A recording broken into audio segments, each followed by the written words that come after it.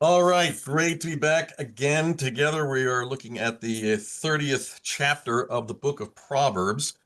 We kind of dug into it at the end of last week. This is the sayings of Agor, son of Jakeh. This a somebody who we don't know who it is. There's no other place in Scripture where this person is mentioned. There's some speculation that this is Solomon, but the writing doesn't, the meter and the verbiage doesn't match Solomon's writing. There's no reason to think it is Solomon. This was just a gathering of saying wisdom saying. So this is somebody who had some wisdom, such as we're going to be seeing when we do chapter 31. So you may remember last week when we looked at this, we had Agar starting off by qualifying how he is, who he is, and what his strength is, what his process. He is. I'm the most ignorant man. I don't have a man's understanding. I have not learned wisdom. I have no knowledge of the Holy One, who has gone up to heaven, who has come down, who has gathered the wind in the hollow of his hands, who has wrapped up the waters in his cloak, who has established. So what he's doing right here is he's saying, I'm not depending on me. I don't know anything. I am going to God. God is the one that is revealing God's self. So don't think it's me. That's this whole beginning where he's saying, I'm just ignorant. I'm stupid. This isn't me. This is God. This is the same thing we do when we say, if you read the scripture and you don't like it, don't blame the one reading it. It's whatever's in it. You got to go mess with that yourself. So, and you can see where this is that neck bottom of 4, where he says, "Who's wrapped up the waters in his cloak? Tell me if you know." This is qualifying. He said, "This is the person. This is the one who's telling me these things. This is the one who is guiding my hand, guiding me. It's the one who does these things, who wraps up the waters, who has established the ends of all the earth, whose name, and the name of his son." Of course, that is a strange and wonderful thing for him to say. Do you know his name and the name of his son? Of course, we as Christians, we immediately think this is a revelatory moment for this person in that God has a son.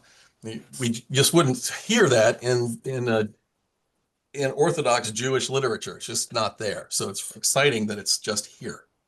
And that he's saying this is God who's doing this. He immediately follows up in 5 by saying every word of God is flawless. So he's qualifying what he's just said before this, that my words are not my words. I'm not doing this for myself. This is God who's giving me inspiration for this to be done. Do not add to his words or rebuke a liar.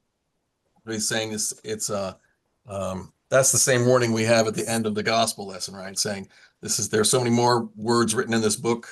Don't add to these words.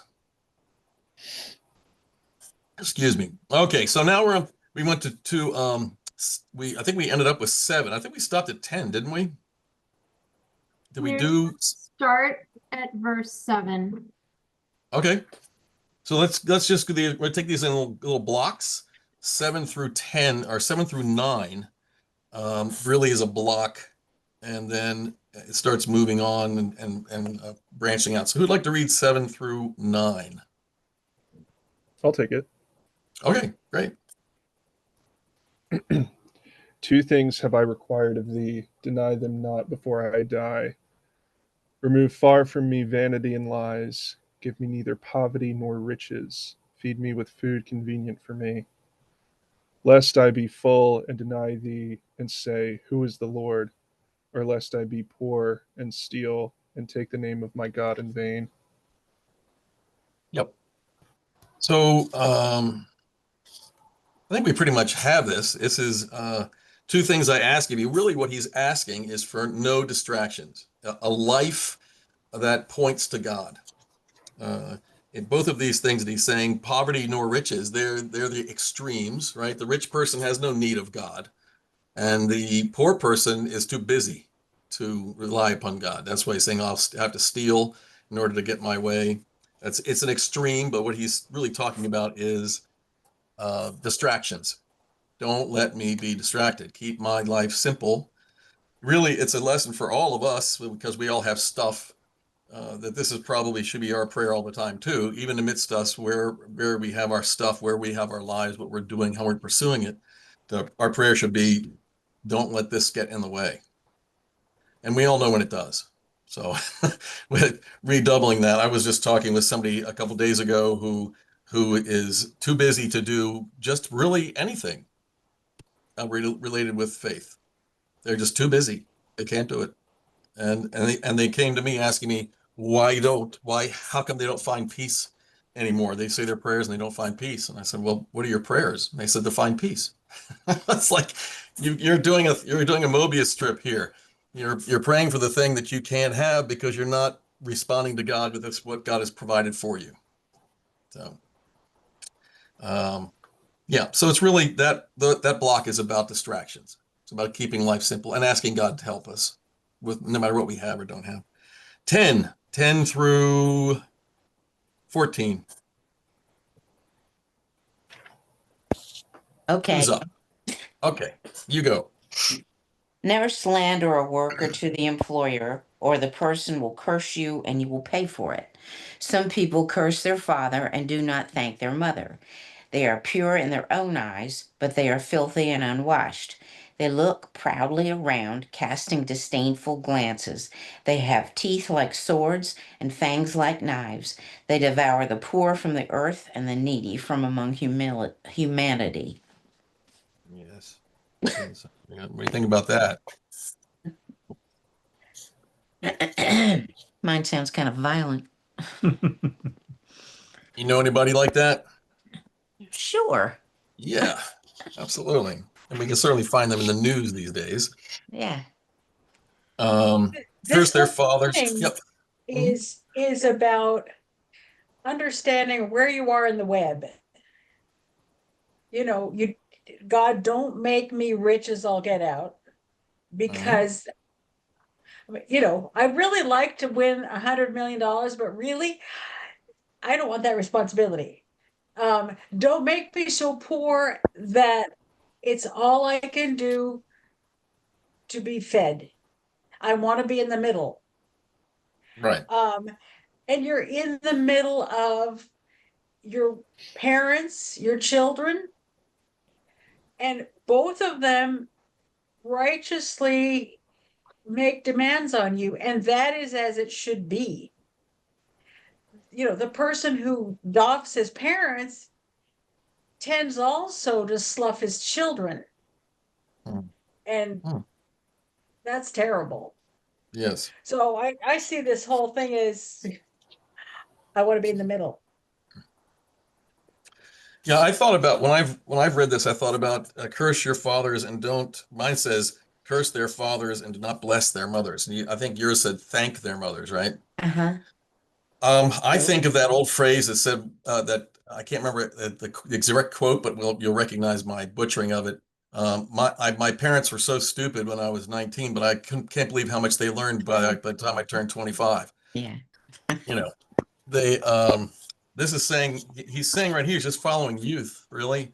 You want to break away from your family, break away from your dad, break away from your mom because you know better. And when you do that, you're really showing you don't know better. And it's a bad way to do things. Those who are pure in their own eyes, and that's of course what you are when you're 18 or 19 or 20 years old and you're breaking away from the family. You're just right. You're just right, and what you're doing is good and true. And if you hurt or injure your parents along the way, well, that you really don't see that. It's just you. That's just you doing your thing. You're becoming a real grown up. That type of thing. So but you can take this to the extreme. So this person turns into someone who's disdainful and prideful and haughty, goes beyond an innocent leave taking without clear sight of the repercussions of my actions, and becomes a way of life where I am better, I know more, I'm more sophisticated, I'm more learned, I'm more anything. Maybe I'm none of those things. But I am in my own eyes. They're arrogant. I'm arrogant. Oh yes, very arrogant. Yep. Their teeth are their swords. Their jaws are set like knives. They devour the poor of the earth and the needy among humankind. I'd say devour the poor. What is all that about?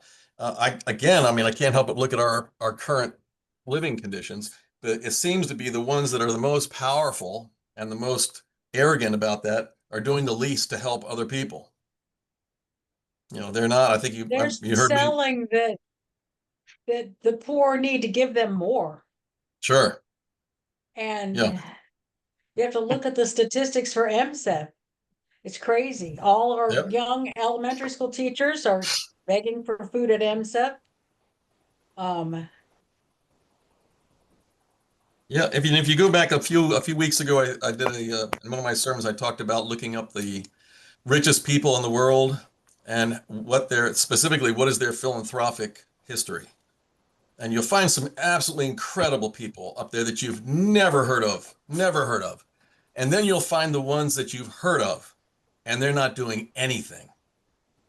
And in fact, there's one of them that I'll let you find out which one it is that has given on the record zero, nothing, nothing. The other two have given a small percent, 4%, like the 6% and 20%. But if you look, it's been looked at, that amount of money, it equals, just so happens, that amount of money in this year equals exactly the amount of money to set off their income tax. I got to say this about Melinda Gates. She's giving away Yeah, almost all of her money. yeah, yeah. She's one of them. Yeah, look it up. Look up richest people in the world and what they give away or philanthropic giving sometime. Bill Yeah. Gates recently faced his mortality, I guess. And he was going to liquidate his whatever after, I don't know, 30 or 40 years. Mm-hmm. And all of a sudden he said, you know what? We've got problems now. And by then, this money won't be enough. And so he changed his mind and reordered his finances. Mm-hmm. Of course, he's not been a saint, so don't go that far, but at least he's got the clue. Right. He's trying. So Well, this, I believe, is what it means when it's talking about devouring the poor. It's the arrogant, haughty person is really all about themselves. Well, this is what this kind of goes back to your sermon. Was it last week or the week before? Anyway, about where you mentioned Carnegie and Rockefeller. Yeah. Mm-hmm. Yep. Both of those guys, they built up their wealth by being rats. Yep. They and before they got the philanthropic bug, and Carnegie did what Carnegie did, and the Rockefeller Foundation and all that. So it's an interesting it's an interesting contradiction, or it's an interesting progression. Yeah. Yep. What's funny, Carnegie, when U.S. Steel bought him out and consolidated, it was finally an amount of money that shook him up, because he realized he couldn't spend it. And he had decided already that it wasn't going to go to his kids, but he couldn't buy houses fast enough. He couldn't fast enough to spend it. And that's when he totally flipped. Like, I think he was thinking that, okay, I can't spend it. It's going to go to that guy. And that was oh, hell, not over my dead body. But yeah, that would be what we would hope for everybody. And I think a lot of these, I would like to look at the history of some of these people that I've looked up and see if that isn't the progression for all of them at some point in time. So I skipped over 10. 10, do not slander a servant to his master. He will curse you. Of course, that sounds like a really good thing not to do, but it translates very easily and quickly into gossip. Just gossip. If you are slandering somebody to someone else, that's not good, and you'll pay for it. And we always do, whether it's gets back to the original person, and that's unfortunate, or it eats us up. It's not a good thing. It's not a righteous thing for us to be taking part of. Down to 15, the leech has two daughters. Give, they cry. That's like very, very. We're going to get a little bit more of that as we move on. Of course, a leech. Anybody ever had any experiences with leeches? They're really cute little guys, at least the ones I've known. But they want what they want, and that's it. And that's what he's using this illustration for. The leech wants what. I think they're not talking about leeches. I think they're talking about the person who acts like a leech. Sure. Yeah, it's exactly like that. this is another one of those number things. There are two things that God hates, three things he can't stand. Okay, four. that we've seen the- before. Yep, this was used back in the 6th chapter. The 3 and 4 is a familiar Hebrew technique of saying, I'm giving a very specific list, but there's more. So here's some, but Right. there's more.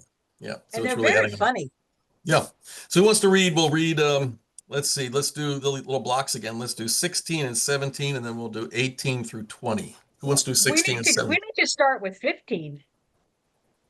Oh, what we just did. I know, but Really? we didn't read it. You skipped ahead.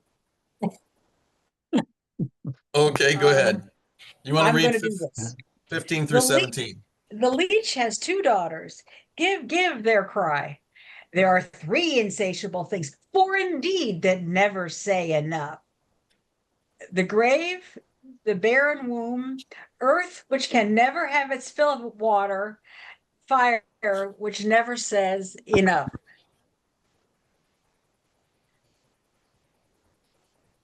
So, yeah, so the grave is insatiable.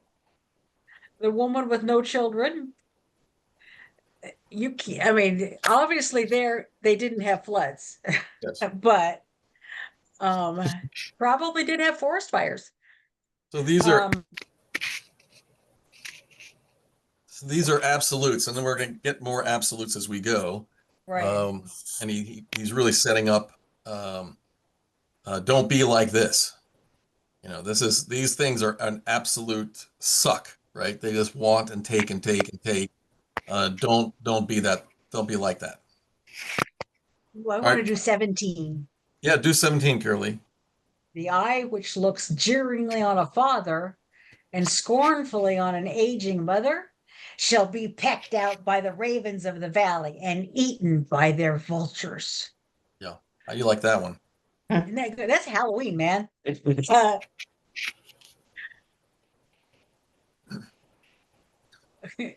So again, this is in the same keeping, the same attitude, the same progression we're having all the way up from back where it says the one who curses their father in 11. The eye that mocks the father and scorns the obedience of the mother we picked out. So it is a violent and pretty ugly description of what this is going to be like. The intention is that no good will come from it, and it will be harmful to the person who's living this way. They may not know it now, but they will, because nature will take its course. It will just happen, and there's no stopping it. I've seen this in the hospital. I've seen people when I was a chaplain at the hospital who came in and confessed quickly when they found out they were dying that they were horrible people, and they asked me. I think I've told you one of these stories before, so I won't belabor it. But this gentleman asked me to gather his family because they hated him, and he was happy with that. He had no problem with it. He was a hateful person. And here he's dying, and he wants me to get them back because this is the only chance he has in his whole life to tell me sorry. So that, it comes back around. And of course, in this case, I was able to get some of his family together. But this is that will be plucked out. And it's too late. For him, it was too late. It got plucked out. That whole attitude, that blindness to the self, got pulled out violently by this death sentence, but it was too late. So he's just really saying nature is going to take its course. You don't get by. And of course, from a Christian perspective, if you're living a sinful life that's separated from God, then there's no good ending to that story. All right, 18 through 20. Who'd like to read 18 through 20? I'll do that. Okay. There are 3 things which are too wonderful for me. Yes, 4 which I do not understand. The way of an eagle in the air, the way of a serpent on a rock, the way of a ship in the midst of the sea, and the way of the man with a virgin. This is the way of an adulterous woman. She eats and wipes her mouth and says, I have done no wickedness. There you go. So again, we're seeing the juxtaposition of good and intended and not good, and fixated upon. So the first ones are easy to understand. The 3 things that are too amazing for me: the way of an eagle in the sky, If you're, I mean, I think very graphically these things, because I used to watch National Geographic stuff a lot. And when they finally got those amazing, like I don't even know how they did it, the videos of the birds flying, especially hawks and eagles. It's just, I mean, it's so beautiful and they're so capable. It's incomprehensible. I mean, you can get somebody to tell you all of the aerodynamics and like that, but it's just beyond. The way of the snake on a rock, right? So they are they're ready, they're poised, they can get away, they can stay, they can sun. They And seem the to be rock is careless. slit and they Yep. have no feet. That's right. Yep. Hmm. The Way of a Ship on the High Seas. I read a poem a little while ago where the captain of a ship wrote the poem. He was a captain of a Navy ship, one of our Navy ships, but he wrote it as a captain of a sailing ship. He wrote it in a past tense, and basically said that I'm the captain of the ship, which is the captain of the sea. So the sea does not sink the ship. The ship actually owns the sea. It has beats in the sea, and he was going into that perspective. I thought it was very clever. When I read this, I was thinking a lot about that. The way of a ship on the sea. And the way of a man with a virgin, mine says a man with a maiden. And this is really talking about the purpose and intention of the life together. This is, of course, talking about marriage and marriage together, not just being together, but actually intimacy between a man and a woman in their marriage. Made by God, designed by God, intended by God, all in the positive column. And for holy purposes and righteous purposes, for growing relationship with the one that you've been betrothed to, the one that you love, the one that loves you, the giving of yourself to that person, having that person give themselves to you, as a person of faith. It is a monumental and faithful thing. It's beautiful in every way. So he's juxtaposing this with the next in 20, the way of the adulteress, she eats and wipes her mouth and says, I've done nothing wrong. So he's simply saying that this is a person who's taken the same act that I'm talking about here in the bottom of 19, the same thing that I was just speaking about. That's what he's saying. And this is the opposite of that. This is the person who's doing the same thing, and it's nothing to them. Nothing but an action like eating a sandwich. And oh, by the way, since I'm doing it, there's nothing wrong with it.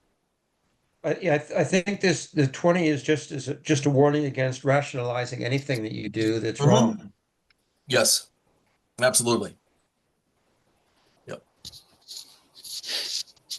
Yeah, the lessons are always bigger than the words that we're reading. But yes, I would say that's correct. Bigger than the rationalizing anything that's wrong. Yep. All right, 21 through 23. Okay. Under three things the earth trembles, under four it cannot bear up. A servant who becomes king, a fool who is full of food, an unloved woman who is married, and a maidservant who displaces her mistress. Yeah. All right. Dig in. What do you think of those? I think there's a pattern here. They all start out with there's three things and then four. Yes. Yeah, that's it. It's a literary device. Yes. And they either go 2, 3, 4, or sometimes they go 1, no 2, no 3. But it's there. Here are the two things. Oh, wait a sec. Yes. What do you think about these things? What do you think about his list here? A servant who becomes a king. What do you think? What does he try? One of my book versions says, a servant under a servant when he reigns, a fool when he is filled with food, under an unloved woman when she gets a husband, and a handmaid who succeeds her mistress. Yes. Which is a little bit different. Well, They seem like impossible things. Yeah, I don't know that I understand 22. For three things, the earth is perturbed, and then one of them is for a servant when he reigns. Yes. So the servant can't better himself. No, Isn't that- a servant certainly I could, think but what he's saying is that they're not equipped to do this. This is not a natural progression. They are, if you took a servant with no, I mean, what was this? What was it? What was that? What was the movie Job. about the two boys that the story, but the two boys, one was a pauper and one was the king, and the king took switch places with him. Gosh, it's a Prince of the long time. Pauper. Prince of the Pauper. There you go. So the pauper came in and didn't know how to do anything. Can't do anything. Can't even He read. did better than the Yes, prince. yes, he did, but a lot of help. He had a lot of help. So this is really what he's saying is that you can't take the slave that becomes the king is not going to do a good job. It's just not going to work out. It's not meant to be. It's not saying that a poor person can't become the king, but we're talking about the metaphor of taking something and putting it into a place where it doesn't belong, and it just doesn't fit. We've The had next, things in history where the king or whoever was incapacitated, but he was propped up by somebody else Mhm. and did horrible things um, in the name of behind the back of the Sure. king. Yep. And so I think it's not that the servant can be king, but that the servant who's, blackmailed or something, and he's running the show without knowledge or responsibility. Mhm. Yeah. Any of those circumstances, it's just not the way it's supposed to be. All right, how about the next one? The fool who is full of food. Yeah, that one bothers me a little. That seems like a Why? non sequitur to me. Mine says an overbearing fool who prospers. Woof. Say that again? An overbearing fool who prospers. Oh, that makes better. It makes more sense than a fool when he's filled with food. Yeah. A fool when he fills with food seems like a non sequitur to me. Well, when I read that one, I thought we've talked about this before that a year as a farmer program they put on TV that lasted 6 months or 4 months or something. Yeah. The people who are living who were pretending they were in the 1800s and can do their thing, Yeah. they had food. They had food. They ate and they played. I mean, there's a lot in the beginning. It was a family and they were playing together and they were outside and it was just, amazing back to their roots and it was all fantastic and they had everything they needed. And they had to come in and stop the program because they said, you're not working. You haven't planted, you haven't plowed.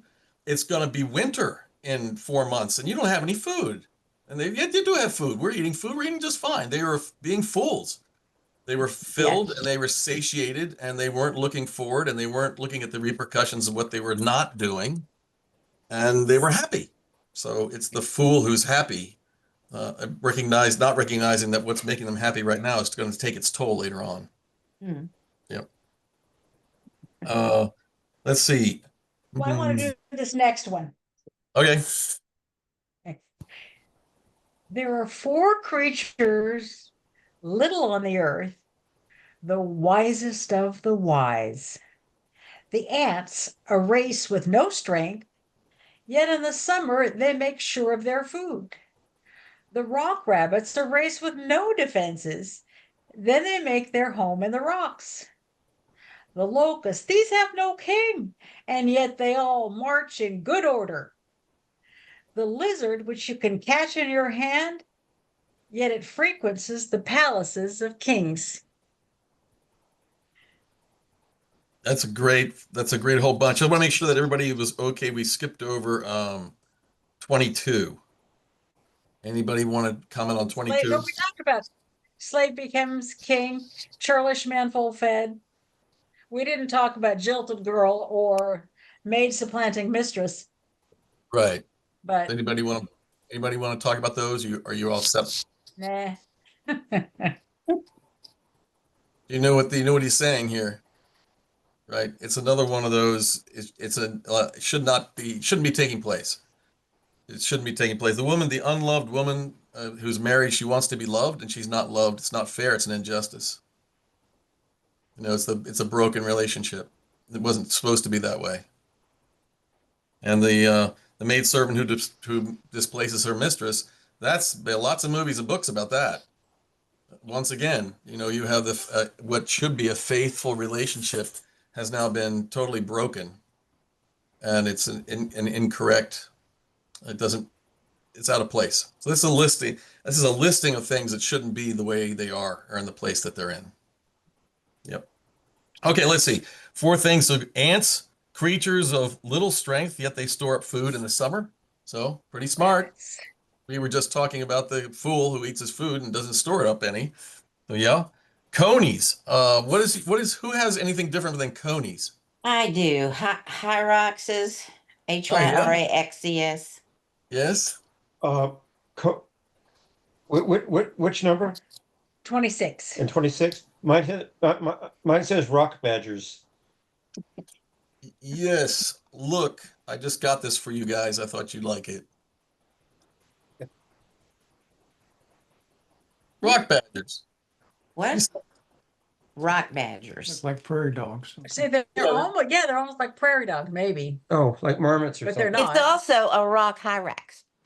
Yes, there's a hyrax That's right right. there. Rock hyrax, rock badger. And listen And to the this coney. guy. I think this guy. Conies are rabbits, aren't they? No, not in this case. It's a different thing. Because that's the way like in the Lord of the Rings, he talked Right. about It's not cooking raven conies. and it's not a Yep. hare. It's a cousin. So listen to this guy real quick. I didn't mean to find him in the way that I did, but listen to see. Did you know that rock badgers lives in cliffs and rocky places, and the Bible described them as being exceedingly wise? There are 4 things little upon the earth, and they are exceedingly wise. The rock badgers are a feeble folk, yet they make their houses in a cliff. This small furry animal is also referred to as a rock hyrax, a dussie, or a rock rabbit. But let's face it, it looks like a rock rat. So why then call them wise? And even more, why do we call them exceedingly wise? The rock badgers are but a feeble folk, yet they make their houses in the cliff. Looking at the verse, you'll find that their wisdom lies in relation to where they live. Why do they live in cliffs? They live there to protect themselves against predators. The high mountains are for the wild goats. The rocks are refuge for the rock badgers. Those rocks provide safety and refuge for the rock badgers. On the rocks they... Okay, that was good. Very good. So I did not mean to. I was just looking through rock badgers, and that guy popped up. I was surprised when I heard it. Great. It was right there about the scripture. So You're too cute to be called a badger. Badgers. Yeah, Vicious. Yeah, they're- badgers are Vicious badgers. vicious. Yes. And Yeah. you wouldn't call them defenseless. Well, they have No. No. on the way up to They're fearless. Yeah. in California in the Sierra they have these I don't know rock badgers. I can't remember what they call themselves. Are they marmots? Marmosets on Rainier, they sing. Yeah. you'll notice that he did say rock rabbits. Mhm. Yeah. And now I'm wondering if they shouldn't have had what's his name on the Lord of the Rings bringing in a whole passel of these guys and not a bunny rabbit. Yeah. That's where Cody's comes from, I guess. I think they gave him the wrong thing. They should have given him one of these guys. But then you'd have to have quite a few of these to make a meal. What's the next one here? Make their home in the crags. Locusts have no king. What does that mean? Yeah. But they They march in formation. Line up and follow. Yeah, they work together. They Mhm. work together. Lizard can be caught with a hand, yet it's found in the king's palate places. What this makes me think of is the Once and Future King, where that's sort of a whimsical life of King Arthur, Mhm. and at one point he's Merlin enchants him and sends him to live with various different animals for a while, and and it's all very political in it's faintly veiled political statements, but there's one group of animals is a socialists and one group of animals are capitalists, and Unfortunate. Oh, yeah. Animal Farm. Oh, All right, well, I've never read Animal. Couldn't tell the I've never difference read between Animal the Farm. men and the pigs. how about 29 to the end? John, you think you're up again. Sure thing. There be three things which go well, yea, four are comely in going. A lion which is strongest among beasts, and turneth not away for any. A greyhound, and he-goat also, and a king against whom there is no rising up. If thou hast done foolishly in lifting up thyself, or if thou hast thought evil, lay thine hand upon thy mouth. Surely the churning of milk bringeth forth butter, and the wringing of the nose bringeth forth blood. So the forcing of wrath bringeth forth strife. Coolly. All right, what do you think?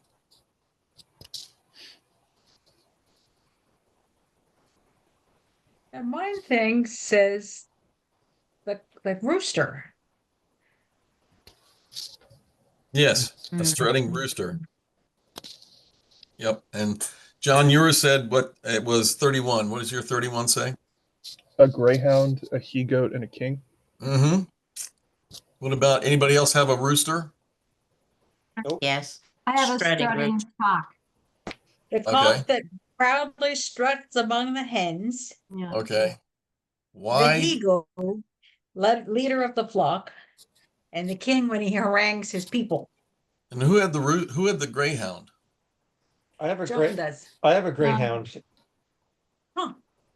And what version do you have, John?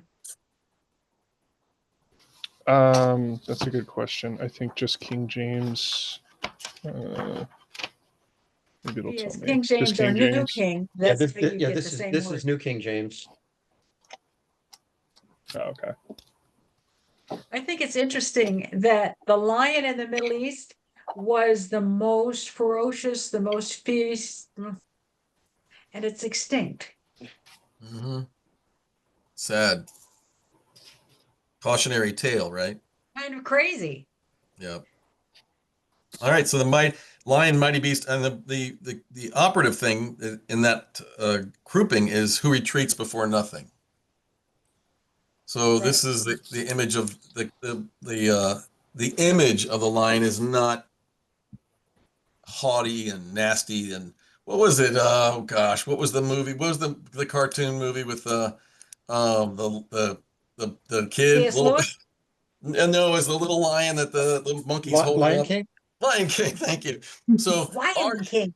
our image of the lion, and this image here is of that of what was his name? Mufasa, the Yeah. king. Mufasa. Mufasa, the father.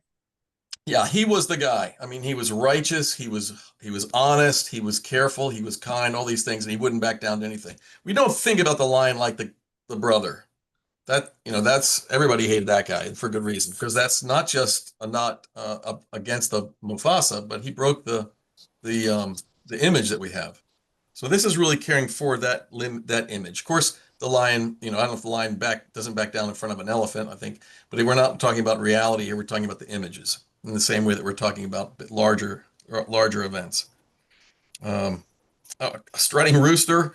I've got a rooster, a he-goat, and the king and his army. What would it be? I don't know about a greyhound. Maybe you guys know greyhounds, but why would he say a strutting rooster and a he-goat? They lead their gang. I found out when we moved here, our street is Weatherden, Wether, and I'm sure you don't know what a wether is either. A wether is a male castrated sheep or goat, and they become the leader of the flock. It's bizarre. Yeah. Now, Well, I hear about and that would be a good thing, if a he-goat. That would make sense, right? Yeah, A strutting rooster. I watched a video about a week ago, just out of hand. I mean, it was one of those ones that pops up and you look at it and you think, what is that? And you click on it. And it was a hawk getting into a chicken coop. And the rooster tore it apart. I was shocked. Huh. I mean, and the hawk was bigger than the rooster. and it didn't like to have a chance. It was out of there as soon as it could get away from that rooster. So I think that these grouping are all along that same track. Strong, righteous, caring, um, loving, protecting, and not selling it, not giving it up for something else, for fame or fortune or money or anything. Yep.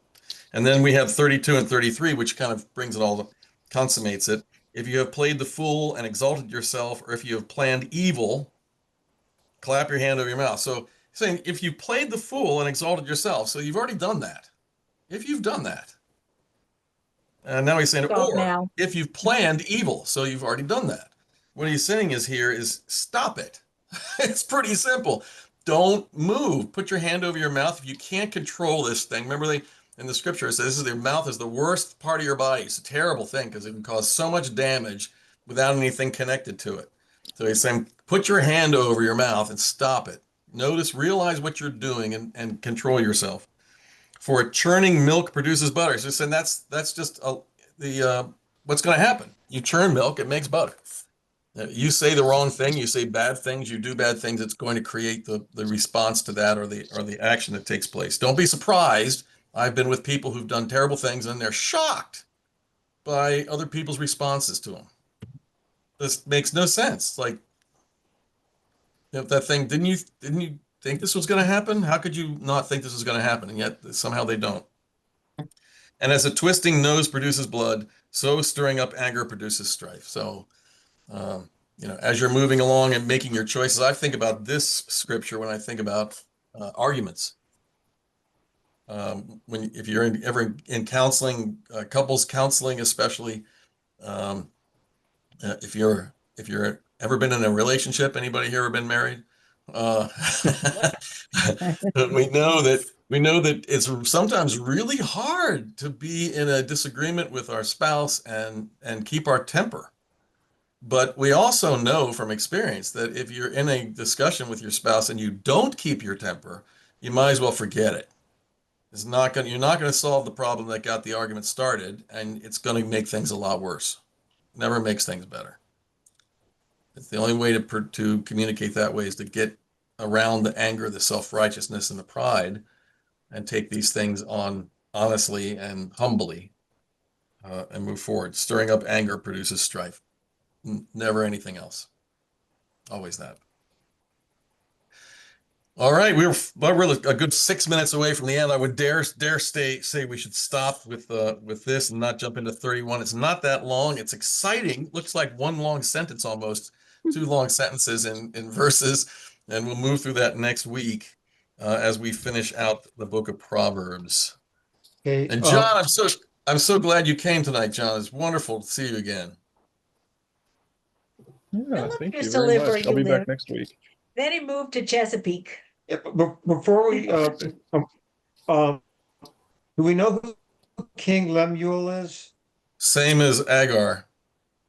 He's just the note in my Bible says he was not an Israelite king, and the nature of the suggestion suggests he's an Egyptian or maybe a Babylonian. Mm-hmm. No idea. Yeah, It's one of those. Mine said it was an Ishmaelite tribe Okay. of North Africa. So, I think based on the three things that you've just said, it's fair to say nobody knows. Mhm. They're just trying to qualify it somehow and say maybe it's this, maybe it's that, maybe it's the other. But this is one of those times where he's not as important as what he says. Well, mine makes him sound kind of important. Oh, what does it say? It says he received wise teachings from his mother. His name means devoted to God. Mhm. And he and Agur were both from the kingdom of Massa in northern Arabia. So they seem to know something about him, like what his name means and that his mother was a wise teacher. Yes. it's We'll find out. interesting to think about, okay, God talked to Abraham, and then there are two children. Ishmael did nothing wrong. I don't know that Hagar would have had any beef with Abraham. So it seems, this to me looks like Hagar and Ishmael followed God. They weren't in the line. That was Isaac. But that doesn't mean they turned into depraved heathens. And, maybe now hundreds of years later, they've got that something of God. Yeah, It's sure. just that the Ethiopian cult, where they have, I forgot what sacred object they have. They think they have they claim to have the Ark of the Covenant. Yes. Right. And they have been separated from the other lines of Christianity or whatever. And so they've changed little by little into quite a different thing. But if you scratch them, they're in the Judeo-Christian line, not Hindu or something else. Sure. There's a whole bunch of Ethiopians living on the top of the Holy Sepulchre in Jerusalem.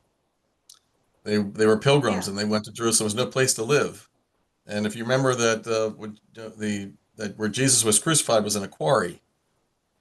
So the Church of the Holy Sepulchre is really shouldn't even be called that because there's no sepulchre there anymore. It's gone. It was chiseled down to the ground. It should be just called the Church of the Resurrection because the resurrection happened there. But the top of the church is at the top of the cliff. That is Jerusalem. That's the upper area of Jerusalem. So there's a wall that runs down the main street in the western quarter of Jerusalem, and there's a door in that wall. I don't think anything about it, but if you could, and I did, we opened that door and walked out on it, and you walk and there's these little igloo things, about 20 of them, and they're these little houses that they've built, and you're standing on top of the Church of the Holy Sepulchre, the Resurrection, along with the domes. And you see the domes up there, the big dome, one dome is over the crucifixion site and the other dome is over the resurrection site. And if you could see down a little bit, you'd see all these little domes and their little igloo buildings. That's where the Ethiopian pilgrims came, and there was no place to live. So they just went out on the roof and put their little houses there. And they made their pilgrimage there. Yeah, it's really pretty neat. So this is these nice things that Sharon read about this guy. We will find out where they got that next week. How do they know those things about this person? We'll get that next week. Really? Is that your version of stay tuned? Yes, stay tuned. a little nibble for next week. I pray that you all have a wonderful night. Wonderful to be with you, John. And say again, wonderful to have you. See you again. I'll hope to see you back. This is really special. Great night for me. As I always say, best night of the week. I pray that you all have a good night, really fantastic sleep, and a good day tomorrow. God bless you all. Thank you. Thank you. All right. Good night.